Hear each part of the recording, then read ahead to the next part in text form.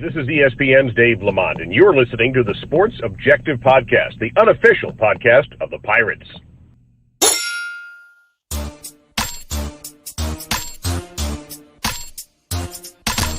Oh,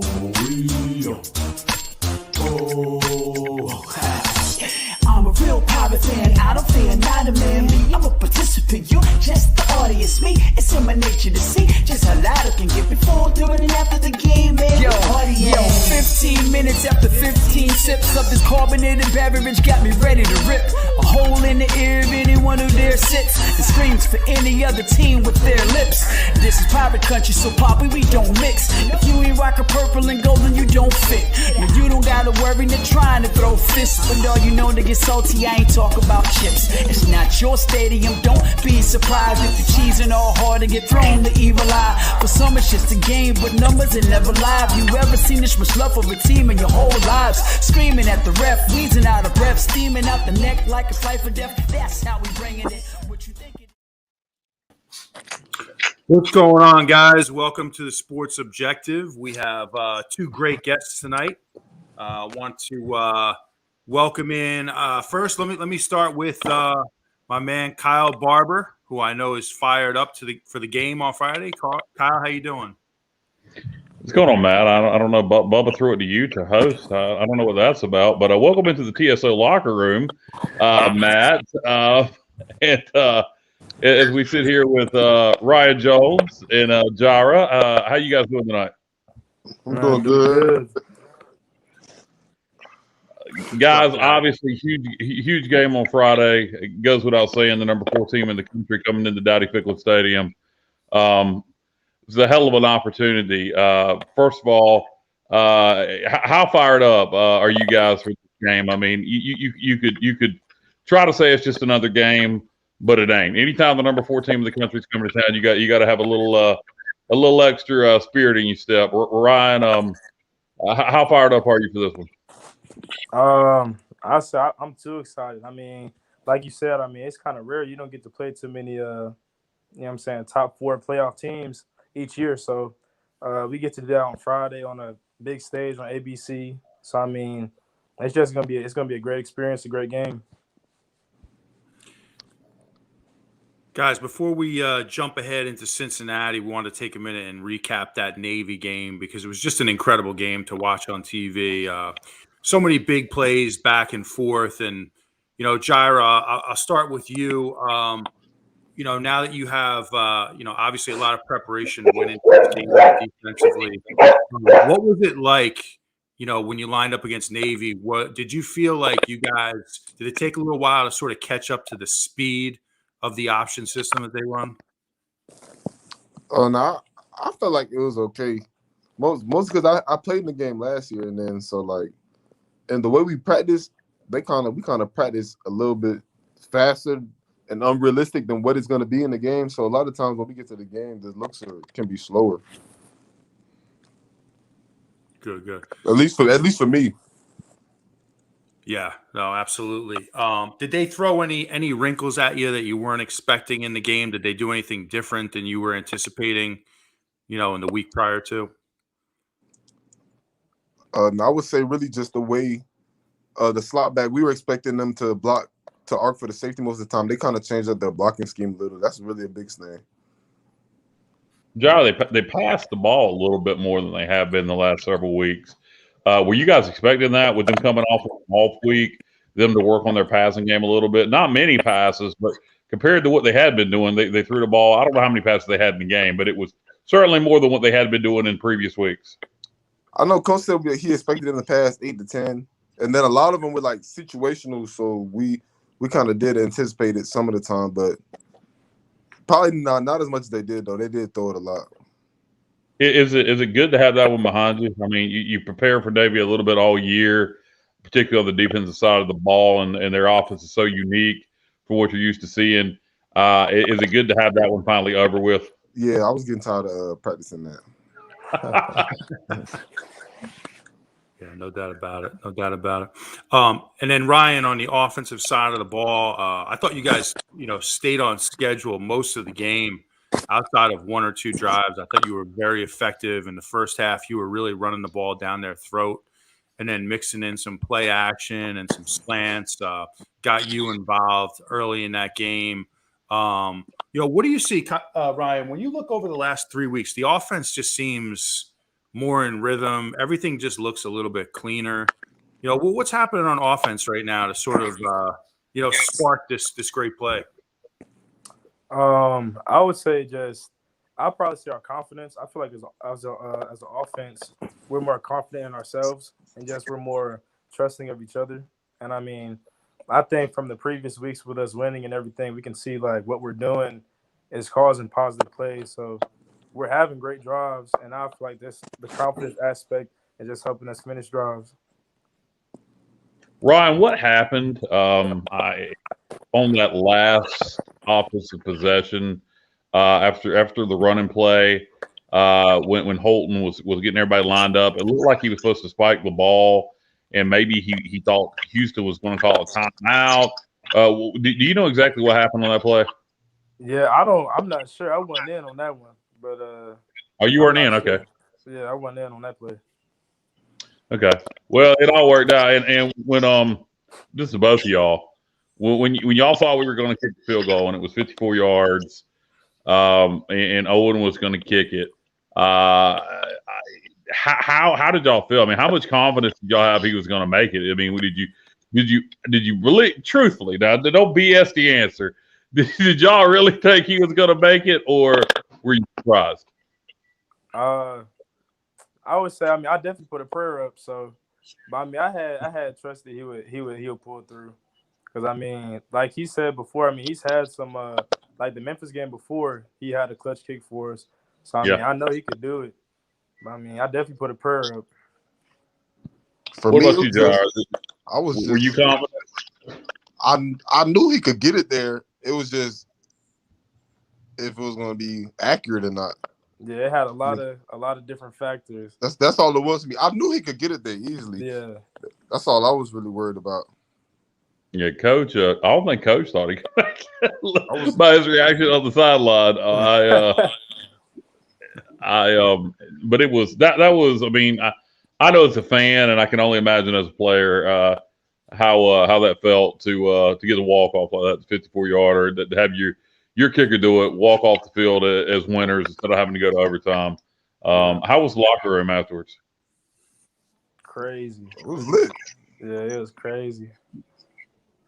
I mean, I feel like we've just been in a lot of close games like these past few weeks. Yeah. And not just to not have to, because I mean, before we went to overtime, and like now it's just we're finishing these games and not having to do the extra time. So I feel like everybody's just juiced up and everybody's just locked in on what we can do and our potential.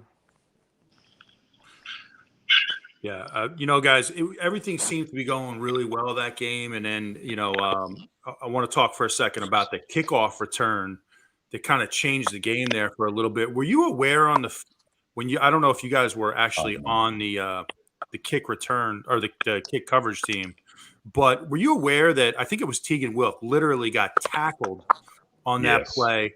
The refs threw a flag, and then they came back to midfield, consulted, and picked up the flag. It was outrageous. Did you see that when you were on the field? No, I didn't see it. When they threw the call, when they called holding, I didn't know who it was on. Yeah. Have y'all seen it in replay? Not only did they hold Tegan, I mean, he was flat out tackled. I mean, I saw it on the sideline. I mean, it looked bad. But I mean, we kind of figured there's gonna get some calls like that to go their way. So yeah, but to pick up flag, I mean home field advantage is one thing, but that's flat out cheating. I know you can't say that, but I'm gonna say it. When you pick up a flag, I mean, good God. Unbelievable. I've never seen that happen before in that situation. And, obviously you guys don't want to comment on this as players, but Navy, kind of has a history of getting a lot of favorable calls on Saturday afternoon. So I'll just leave it at that. Yeah, we all respect the Naval Academy and what those guys do, but man, you got to call a fair game. We move past that when we look ahead, like we started the show looking at Cincinnati, number 4 team in the country coming to town. Like you guys said, you're obviously fired up. how confident are you guys? I mean, when you're playing of Cincinnati, I mean, you got to be confident. If not, you can go out there and get smoked. So, do you guys? We'll start with you, Jireh. Do you guys on the defensive side of the ball? Do y'all feel confident going into this game against Cincinnati, like you can shut them down? Oh yeah, definitely. I never go into a game thinking like I'm gonna lose. Like I think we got it as long as we do what we're supposed to do. I think we'll be good. Ryan, what are you seeing from their defense? We talked to their Stephen Igo, the guy who runs their 24/7 site last night, and he kind of mentioned that they are a little bit susceptible to tight ends who can catch the ball in the middle of the field and maybe the slot receivers. If there is a weak part to their defense, and there ain't much weak about their defense. Yeah. Have you noticed that on tape as a tight end that you can be successful against their defense? Yeah, I mean, definitely in a lot of situations with them, they'll tend to leave like a linebacker on the safety, even split out wide. I mean, they play a lot of man, so really it's just about taking advantage of like their weaknesses. Like they said, they are like predominantly a man team, and I mean they just have a lot of good athletes. They're a big team and fast, but I mean, I feel like we're prepared, and I mean we still have that same confidence that we've had the last few weeks. So I think we're excited and we're ready to go. Ryan, you played in the Big 12 at Oklahoma. How would you compare Cincinnati talent-wise to some of the good Big 12 teams you saw over the years? Talent-wise, I mean, I say it's pretty matched. I mean, they have big guys that can run, and I feel like the Big 12, that's really all it is. I mean, it's a big passing league. So, I mean, if you have guys that can play in space and that can cover and tackle as well, like, that's all the Big 12 is. They don't really have too many big guys for real. That's more like SEC. Right. Jireh, when you look at Cincinnati's offense, Jireh, are they doing? Is it that they're just extremely talented, or are they running a scheme that's different from what you see on a weekly basis? It seems to me when I watch them, they're just very physical. They don't do anything too complicated, but they do it really well. Now that's all it really is. There's nothing like extraordinary about what they run. They run the same. It's like the same as all the offense we've been seeing, like Memphis, Houston. They run all similar stuff: screens, zone read runs, vertical passing game. It's all basic offense. It's really, like you said, just they're more talented than a lot of teams they play, and a little bit more physical at times. So it helps them win games. It's nothing really about their scheme. Yeah. And talking about their offense, one thing that that I've noticed watching Cincy play is their quarterback, kind of a dual threat guy. He can pull it down and run it. How do you handle that when you play a guy that's a dual threat that can pull it down and run it? As a defensive player, how do you prepare for that aspect of the game? I mean, when it comes to the passing wise, the coaches just stress like the keep your passing lane, don't never get behind the quarterback, and then for the run game, defensively, just always making sure that when they run the zone read where he might pull it, there's always somebody responsible for the quarterback and all it fits to make sure that he doesn't get loose. So that's really, as long as everybody does their job, somebody's always going to be responsible for him. It's just staying disciplined. Yeah. Yeah, I think, when I watch them, the biggest challenge they present is Ritter. Ritter's deceptively fast. He doesn't look incredibly fast, but he's kind of a long strider, and he does make a lot of plays with his legs. He really does. There'll be situations where it's 3rd and 6, 3rd and 7, and the defense thinks they're about to get off the field, and then, he'll make a play where he just sort of escapes the pocket and takes off. So I think that's, I'm sure that's something you guys are looking very closely at this week.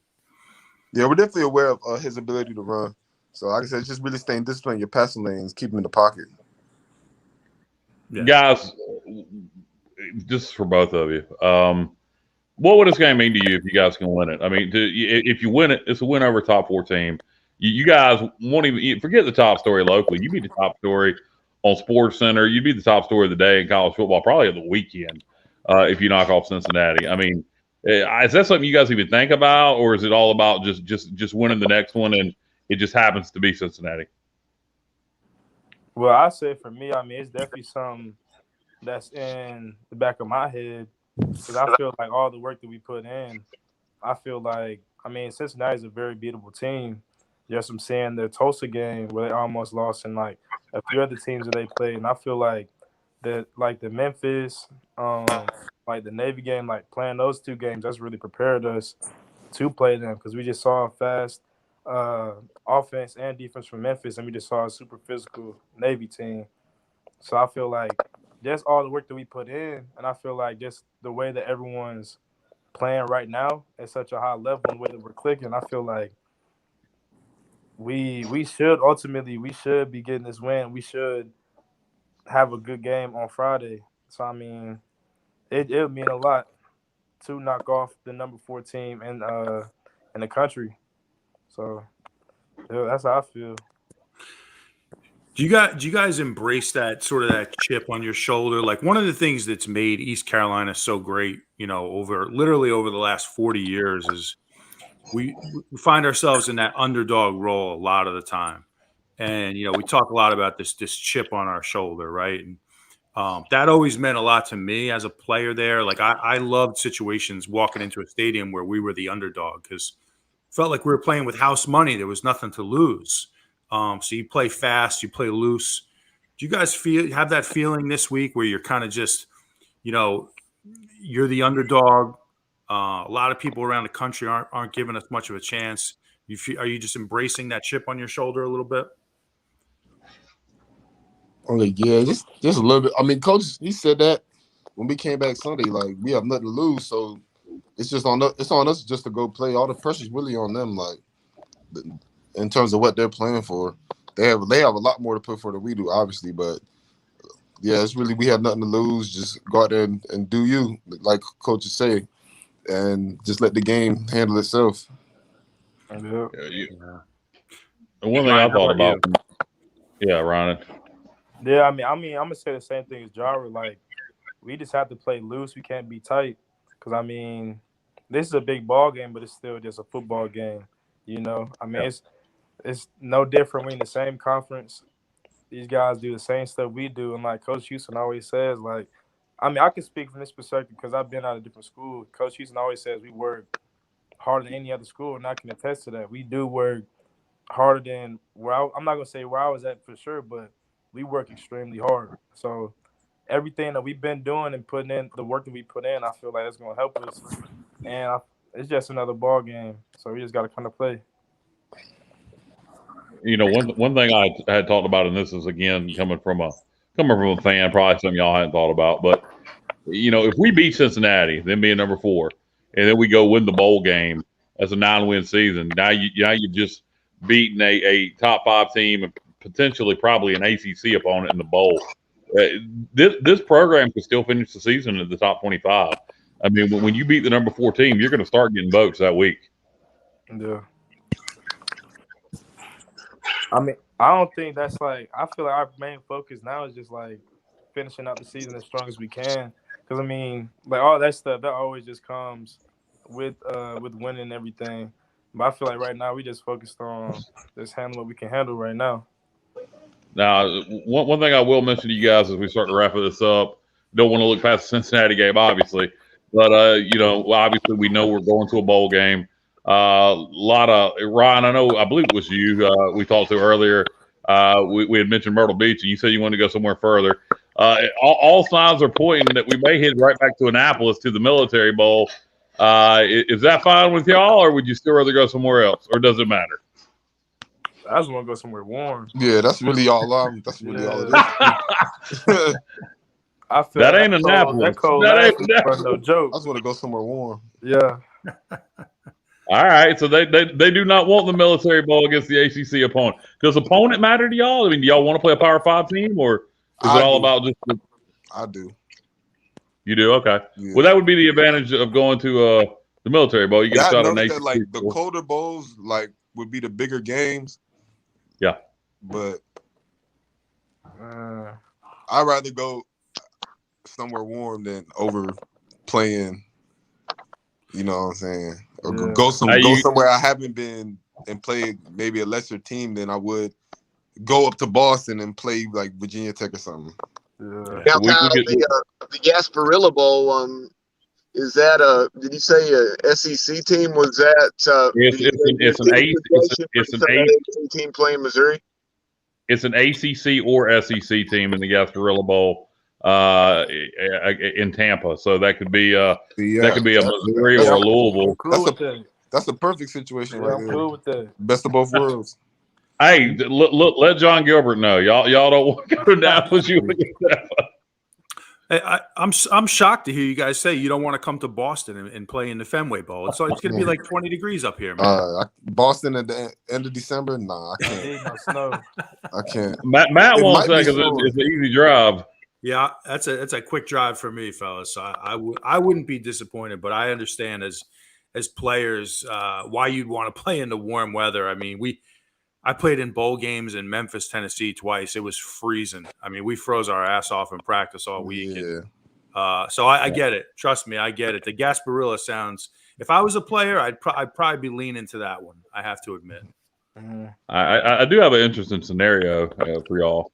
You know, Florida State, if they beat Florida, is going to get to 6-6. Could y'all imagine? Y'all talking about y'all going to play in cold weather.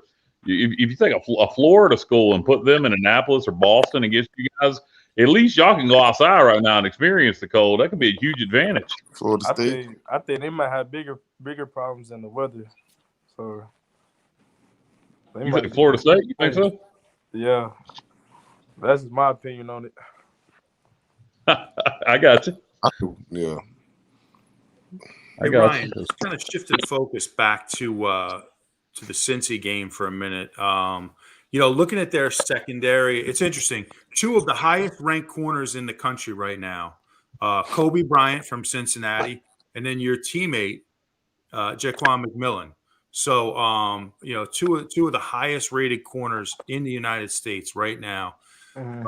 What do you see from that secondary? I mean, they've done an incredible job limiting explosive plays this year, kind of keeping everything in front of them. They have some lockdown corners. I mean, are those guys as good as advertised? Yeah, I mean, they definitely have some. They're athletes. I mean, they're fast and they have length. I feel like a big part of that is I feel like guys have kind of shied away from trying to throw at them, which has also kind of played a part in it. But I mean, they have a great defense. I mean, they have a D line that can rush the passer and cause you know what I'm saying, error throws and stuff. So, I mean, it's definitely a team that a defense that we have to take serious. I mean, they have a good secondary, and yeah, I mean, we have found mismatches and stuff. So, I mean, we'll be able to exploit some things, but I mean, it'll be a good game from us. Yeah, no doubt. Bubba, I think you want to chime in there. Sorry, Kyle. Yeah, obviously, Ryan, you're not going to dive too deeply into it, but that is something when we were talking to Chad Brendel from Bearcat Journal. He's their equivalent of Stephen Igo, if you will, from their 24/7 sports site. We were asking him, you know, from his perspective, from the outside looking in, I guess the inside looking out, if you will, you know, what would he say as far as attacking the UC defense? And he said that some opposing tight ends have had pretty big games. So hopefully you'll be able to have another one on on Friday. Yeah, I mean, even I think it was like 2 years ago, I think CJ put like 260 on it. I mean, they have the same guys. So it's just about us making plays against their playmakers. You know, so I mean, it's gonna be a good physical ball game. Guys just gotta make plays. And then last year up there, even though we didn't fare well, Keaton Mitchell, Keaton ran for over 100, so he obviously has some confidence against him as well. I didn't know that. Yeah, I think Keaton had something like 125 yards on maybe about 15 or 20 carries. That's pretty good. I didn't know that. That's really good. Yeah, a lot of it was early and then late. Kind of the middle of the game, kind of not as much. But first quarter and fourth quarter, Keaton had some success running against them.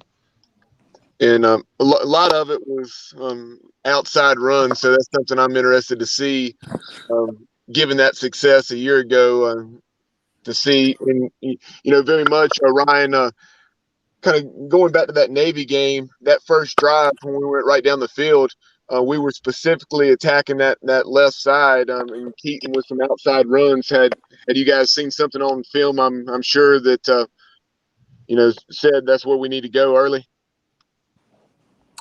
I wouldn't say we've seen something to that extent to where it's gonna be like this is exactly how we're gonna attack them first off, like straight off the bat. But I feel like it'll probably be like as the game goes on, we'll kind of see where certain weaknesses are from different aspects. But it all depends on how they play us, because I mean they play certain teams a little more zone and other teams more man. So we just got to see how they play us, and then we'll just make adjustments as we play. Right. I was talking more in retrospect about Navy. Had you seen something with Navy? Because I noticed specifically it was outside runs to that left side with Keaton. Yeah. I think it was more so just like kind of running the boundary, because they kind of Gotcha. I think there's also like a field, like covering the field. Right. So just took it to the boundary. Gotcha. Guys, as we start to wrap this up, tomorrow's obviously Thanksgiving. What's the plan for Thanksgiving? I'm assuming you guys, well, obviously you guys are going to eat as a team. You'll see your families, I guess, this weekend. So what's the plan? They're going to have a traditional Thanksgiving meal for you guys, or can you eat a meal that big right before game day? Yeah, we're going to have a Thanksgiving lunch tomorrow afternoon, well, like 12, 1 o'clock. And then just go to the hotel later on. Yeah. We really won't have like a Thanksgiving until like the weekend. Gotcha. Yeah, can't eat all that and play on Friday. Yeah, that's what I was thinking. Yeah. Nice. Well, I'll tell you guys two things I'm really hoping for. Thinking about this game, I'm really hoping to see the defense, Jireh, just absolutely flying around, just playing incredibly physical, making plays. Can't wait to see you flying around, Jireh, laying some hits on people. And Ryan, what I'm hoping for you is that, because the corners are so tough on the outside, I'm hoping that's going to free up the middle of the field a little bit for guys like yourself and Snead and Calhoun, because I think that's somewhere where they're a little susceptible. So just can't wait to see you guys play on Friday. Yeah, Appreciate it. Ryan, Jireh, we will see you at the 50-yard line as we all rush the field after you guys upset Cincinnati. Yes, sir. Appreciate y'all. I appreciate it. Guys. Go get it, guys. Go get it. Yes, sir. All right, good luck, guys. All right. Good stuff. All right. All right, there's Jireh Wilson and Ryan Jones there at the TSO locker room as they prepare to hopefully pull off the biggest win in terms of ranked team in Pirate football history. I mean, I don't know. That's something we didn't mention to those guys. I wonder if they realize that this would be the highest ranked team that the Pirates have ever beaten. I'm sure some of the guys do, but most don't. Yeah, and I mean, who knows if they even care? But I know. I think West Virginia prior was as we mentioned earlier, was number 8. We beat them, and then I think Miami was 12 or 9, something like that, when we beat them those 2 years. So when Matt was on the team in '96, I know they were ranked 12th when we went down to the Orange Bowl and won 31-6, and then in that 1999 game, they were ranked 9th when we came back and beat them in Carter Finley Stadium. And then that West Virginia game in 2008, Bill Stewart and the Mountaineers, they were number 8 when we beat them soundly that day, right after we beat number 17 Virginia Tech in Charlotte to open the season. yeah, old Bill Stewart, R.I.P. to Bill Stewart. I liked him. Yeah, Not the best coach in the world, but a really nice guy. Yeah. It was one of those things, where they were winning 8, 9 games, and they felt like by firing him and bringing in Dana Holgerson, they're going to be able to take it to another level, obviously. Yeah, and a little greedy. Yep. Well, guys, I got supper sitting there on the table waiting for me. I don't know about you two, but hey, you guys ready to wrap it up, or is there something else we need to address? There is one thing I want to bring up very quickly that we were talking about earlier off the air. This afternoon, you can't bring that up on the air, Bubba. Yeah, I was saying, Bubba, don't bring that up. No, we realized that last night on the preview that we had not talked about the Cincinnati special teams. So Cincinnati has blocked at least one, I think 2 punts. So that's something to keep an eye on. Fortunately, we've been pretty good in that area, but it's still an area to certainly take into consideration going into Friday's matchup. And then also Cincinnati's place kicking. I think they've used 3 different kickers, which is odd in itself. And with them using 3 kickers, it's not surprising that they've struggled. And inside of 40 yards, where Owen Daffer has been essentially automatic, 16 out of 17, with that only miss coming in the rain against South Florida. Cincinnati, I think I told you the numbers. I don't have them in front of me now, but I think it was something like 3 out of 8 from that 30 to 39 yard range. So if we do have a close 4-quarter game and the defense can bend but not break, keep an eye on the kicking game, see if Cincinnati may go for it a little more than you may expect. Would you, Bubba and Matt, before we wrap this up, knowing that they struggle with the kicking game, would bend but not break almost be your philosophy? Would you be more conservative and not blitz as much so there's not a big of a chance to give up a big play, keep things in front of you, almost coach the guys up, look, just keep it in front of you. Then when they get in the red zone, bust their ass. Would you be a little bit more conservative between the 20s? I'm certainly very interested to see how Coach Harold and the defensive staff approach it, because Desmond Ridder, he's been through the wars, so to speak, in terms of seeing about everything you can probably see as a quarterback. So we're gonna have to pick and choose our times very carefully. Very much like against Memphis. Even in Memphis, that was a very young quarterback, and you saw how we backed off blitzing because he was making us pay a couple of big plays. So you would certainly think that Ridder and the Cincinnati offense have that potential if we don't do an excellent job of disguising it and then, really bringing it at the right times.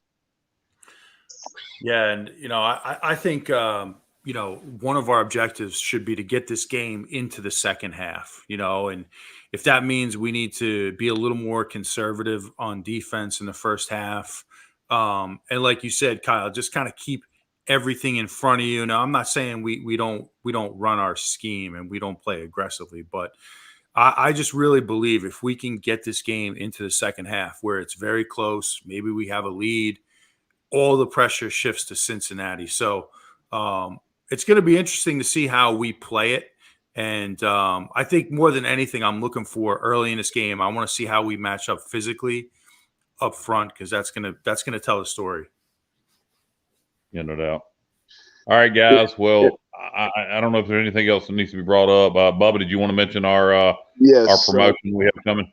I was going to plug that right quick. Obviously, before I do that, either Friday evening or Saturday evening, we will have our weekly show, the Pirate Football Playback, as we take a look back at the Cincinnati game and then look ahead. Maybe we've already had a bowl announcement. There has been some rumors circulating that there could be a bowl announcement after the game on Friday, so we shall see. But we'll have I think Ryan and Jireh are going to try to put a stop to that. Yeah, especially if it's those 2 locations. But, if it is one of those, I'm sure they obviously showed that they can do what they need to do. And it could be definitely colder than it was their day in Annapolis, but it wasn't exactly a balmy day. So we showed that we could do what we need to do in cooler weather. But stay tuned for our Pirate Football Playback. And then in addition to that, like Kyle was alluding to, we have 4 tickets to Friday's Cincinnati game, 3:30 at Dowdy-Ficklin. Stay tuned to our social media, but those tickets will be won by subscribing to our YouTube channel. Very much like our season ticket promotion back in August. So subscribe to our YouTube channel, screenshot that you subscribed, and then send it to us on any of our social media, whether it's emailing it to us at thesportsobj@gmail.com, or you can just send it to us on Facebook Messenger, or we'll have it pinned to our Facebook page. Also, we'll have it pinned to our Twitter account, Instagram, you name it. Reach out to us on social media showing that you've subscribed on YouTube and you put your name into the hat. In addition to those 4 football tickets, we'll also have 2 sets of 4 basketball tickets for the men's game against Coppin State on Saturday at 1:00, and then we'll have 2 sets of 4 women's basketball tickets that we're giving away for the women's game on Sunday afternoon at 1:00 as they host Campbell. Yeah, and I would say this about the giveaway for this football season tickets. As you said, as Bubba said, you need to screenshot to show that you subscribe to our YouTube channel. If you're watching this, chances are you may already be subscribed. Pass it along. If you know some people out there that maybe don't watch or listen to the Sports Objective, but maybe you know they would like to go to the game, get some free tickets, tell them what to do, and and pass the word along. Tell them how they can win free tickets to the game. Spread the word. If you're watching and listening to this, and your neighbors, your friends, your cousins, your uncles, your aunts, whoever may want to go to the game, they're going to be in town for Thanksgiving. Tell them what to do. Tell them how to do it. Show them how to do it. And subscribe to our YouTube channel, and then let us know you did that. And also, if you're currently a subscriber, I just thought about this because of what Kyle was saying. If you've already subscribed, show us that you've already subscribed, and you can put your name into the hat as well, because we appreciate you having already done so. And we have Johnny Robertson chiming in on Facebook, and he says, "Happy Thanksgiving." Bubba, Matt, Kyle, and Dave, thanks for doing what you do. I enjoy it. We appreciate you tuning in, Johnny. And that goes for Johnny. It was good to meet you. It was good to meet you at the airport after the Memphis game the other week. Yeah. Happy Thanksgiving, Johnny. Happy Thanksgiving to you, Johnny, as well as all of our loyal listeners and viewers. Certainly appreciate each and every one of you. Whether you're a member of Pirate Nation or not, obviously most are, but if you're just a neutral observer and viewer, we certainly appreciate you tuning in as well. But until next time, until we join you on the Pirate Football Playback, either Friday evening or Saturday evening, for Matt Semenza, Kyle Barber, obviously the absent Dave Richmond, I'm Bob Rosenbaum. You've been watching and listening to the Sports Objective in the TSO Locker Room. Have a great Thanksgiving, everyone.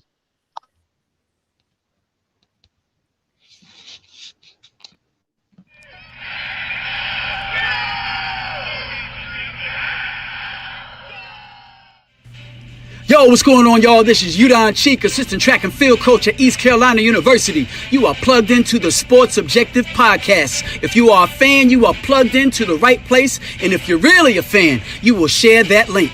My heart is purple and gold. I'm a pirate down to my soul. And I don't back down, not at all. Find out when the cannon's